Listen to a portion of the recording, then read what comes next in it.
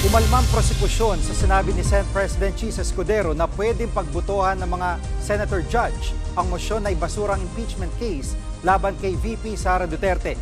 Git ng ilang kongresista, hindi maaaring basta na lang i-dismiss o ibasura ng Senado ang articles of impeachment dahil malinaw daw sa konstitusyon na kailangan magsagawa ng paglilitis ang impeachment court. Dapat din daw bigyan ng pagkakataon ng defense at prosecution team sa maglatag ng mga ebidensya. Pagkatapos nito, saka pa lang pwedeng magbaba ng hatol ang Senate Impeachment Court. Anong reason nyo para i-dismiss or i-junk? Are you more powerful than the Constitution? Ayaw nyo bang makita o masilip man lang yung mga ebidensya na ipipresenta ng dalawang panig?